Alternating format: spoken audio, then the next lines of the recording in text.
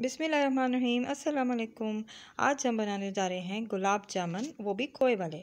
तो इसके लिए हमें चाहिए सिर्फ दो चीज़ें, खोया और मैदा। तो और मैदे की जगह आप आटा भी ले सकते हैं। तो मैदा जो है उसको छान लें अच्छी तरीके से। और खोया जो है मैंने पहले से बना के रख दिया था, क्योंकि खोए की रेसिपी आपको मेरे चैनल पे मिल जाएगी। तो वो आप उस वहाँ से खोया देख लें मैंने किस तरह से बनाया। एक किलो 2 किलो दूध, जिस तरह भी आपने बनाना है। तो उसको हमने दूध को बॉयल कर करके तो फिर बिल्कुल ही कम कर दिया था, तो वो खोया हमारा रेडी हो गया था। तो अभी मैंने उसको ठंडा करके तो फ्रिज में रख दिया था। तो अभी मैदे को भी मैंने आपको बताया कि मैंने छान लिया है। और शीरे के लिए मैंने 1.5 कप चीनी ली है, एक अदद जावित्री ले लिया है, और दार चीनी की हाफ स्टिक ले ली है। ठीक है। इसके अलावा मैंने लीमू जो है वो मैंने ले लिया है, तकरीबन हाफ ले लिया है। ठीक है। वो हमने शीरे में निचोड़ना है, क्योंकि उससे फिर शीरा जो है वो जमता नहीं है। तो अब मैंने 1 किलो का जो है वो ले लिया है खोया। ठीक है। और अब मैं इसको आहिस्ता आहिस्ता मैदा थोड़ा थोड़ा डाल के गूंथती जाऊंगी। तो इसको बहुत ज़्यादा हार्ड हमने डो नहीं बनानी, इसको बिल्कुल सॉफ्ट से हमने डो बनानी है। बहुत ही नहीं कि टूट भी जाए, क्रैक्स इसमें से हमने इतना अच्छा गूंथना है कि इसमें क्रैक्स ना आए हमारे गुलाब जामुन में। बस ये दो चीज़ें आपने गुलाब जामुन में डालनी हैं, और मिल्क पाउडर ऐड करने की ज़रूरत नहीं। अगर आपके पास मिल्क पाउडर अवेलेबल है तो आप उसी से बनाएं, लेकिन ये घर का जो है खोया बना, इसी से अगर आप बनाएंगे तो बहुत ही ज़बरदस्त बनेंगे। ठीक है। तो आपके लिए आसानी भी हो जाएगी, एटलीस्ट बाज़ार से तो कोई चीज़ नहीं मंगवानी पड़ेगी आपको। तो इसी तरह अच्छे तरीके से इसको आप थोड़ा थोड़ा जो है वो मैदा छिड़कते जाएं, और आप इस तरह से बनाते जाएं। तो ज़बरदस्त से हमारी एक डो बननी चाहिए। मैं आपके सामने बना रही हूँ इसको, और मेरा टाइम लग रहा है। आपने ये नहीं करना कि आपने जल्दी जल्दी नहीं करना, इसके ऊपर टाइम लगाना है। इसको मसल मसल के इसके अंदर से क्रैक्स ख़त्म करने हैं। बहुत मैंने आपको बताया कि ना हमने इसको सॉफ्ट बनाना है, बहुत ज़्यादा हमने हार्ड भी नहीं बनाना, नॉर्मल सी हमारी ये डो होनी चाहिए। ठीक है।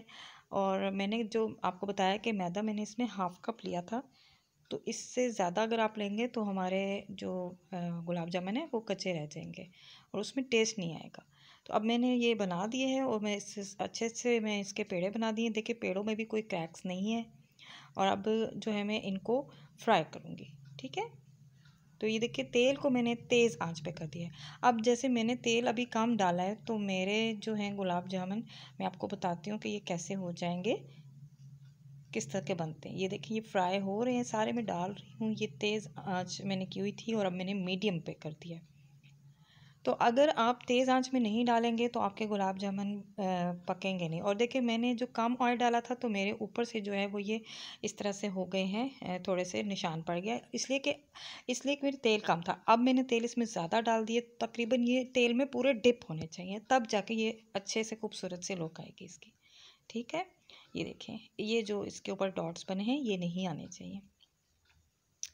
तो अभी मेरे गुलाब जामुन का जो कलर है वो डार्क ब्राउन मुझे चाहिए। मुझे लाइट कलर के गुलाब जामुन बिल्कुल भी नहीं पसंद, इसलिए मैं डार्क ब्राउन इसको कर रही हूँ। तो साथ साथ मैंने इस तरह से चम्मच हिलाते रहना है। मेरे ये जो गुलाब जामुन है ये बिल्कुल ज़बरदस्त से बन गए हैं। और ये देखिए मैंने अब शीरा मैंने 1.5 कप पानी लिया था, और उसमें 1.5 कप मैंने चीनी डाल रही हूँ। और मैंने इसके अलावा दार चीनी और जावित्री ले ली है। ठीक है।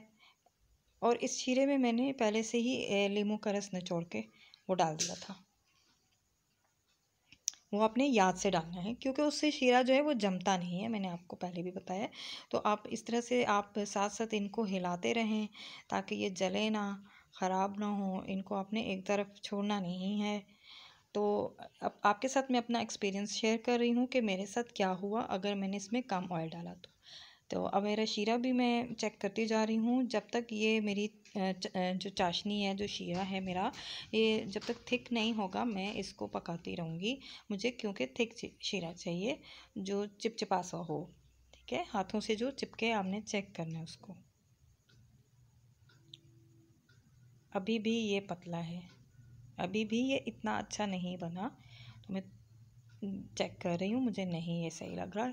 इसकी कंसिस्टेंसी जो है वो बिल्कुल थिक होनी चाहिए। तो अब मैं दोबारा से ये चेक कर रही हूँ। اب مجھے یہ بیٹر لگ رہا ہے اور میں نے اس کو نکال لیا ہے، ٹھیک ہے۔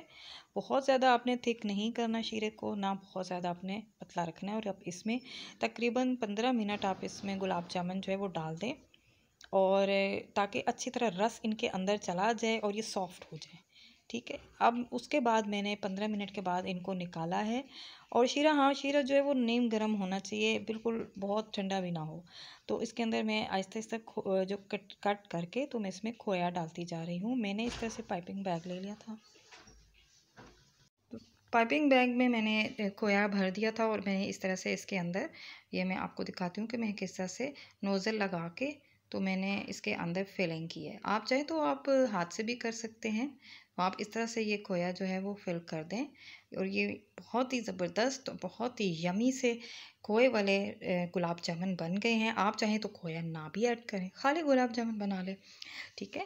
تو یہ آپ کے اپنے اوپر ڈیپینڈ کرتا ہے۔ تو یہ دیکھیں 2 کلو میں سے تھوڑا سا میرا جو ہے کھویا بچ گیا تھا، اس کو میں ایئر ٹائٹ جار میں فریج میں رکھ دوں گی، خراب نہیں ہوگا۔ اور میرے گلاب جامن اگر آپ کو پسند آئے تو پلیز ضرور لائک بھی کریں، سبسکرائب بھی کریں اور کمنٹ بھی کریں۔ Thank you so much.